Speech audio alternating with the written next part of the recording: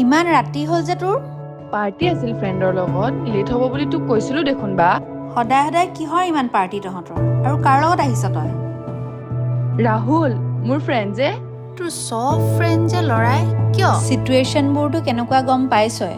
এইবোৰ ঘূৰা ফুৰাবোৰ অলপ কমাবি, ল'ৰাবোৰ অলপ কমকে লগ ল'বি। কিন্তু কিয় বা? কিয় মানে?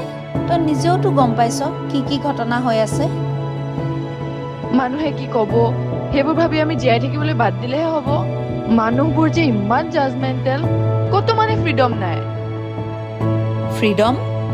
এনেকৈ উদ্ভণ্ডালি কৰি ঘূৰি ফুৰাটো ফ্ৰীডম বুলি নকয়। বা চা, জীৱনটো আমাৰ। আমি আমাৰ জীৱনত নিজৰ মতে জীয়াই থকাটো ভুল ক'ত? মানুহে কি ভাবিব, কি ক'ব, এইবিলাক ভাবি আমি ভাল পোৱা কামবিলাক কৰি যোৱাত ৰখি যাব লাগে কিয়? কাৰণ আমি মানুহৰ লগত এখন সমাজতে থাকোঁ। সেই মানুহবিলাকে আমাৰ ভালৰ চিন্তা কেতিয়াবা কৰে জানো?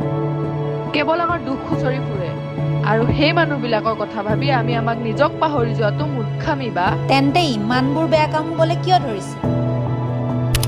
মই একেবাৰে ভুল বুলিও ক'ব বিচৰা নাই। নিজৰ মাজত এডাল সীমাৰেখা থকাৰ দৰকাৰ, আৰু সেই সীমাৰেখাডাল মই জানো বা। মই বুজি পাওঁ, কিন্তু মানুহবোৰ। আমি যদি একো ভুল কৰা নাই, আমাৰ কথা আনে কি ভাবে তাত আমাৰ কি আহে যায়? বা শুন, মায়ে সৰুৰ পৰাই এষাৰ কথা শিকাইছিলে, মনত আছেনে? নিজ ভালেই জগত ভাল। চা, জীৱনটো নিজৰ, আৰু আমি নিজৰ মতে জীয়াই থাকিবলৈ পাৰিলেহে সুখী হ'ব পাৰিম।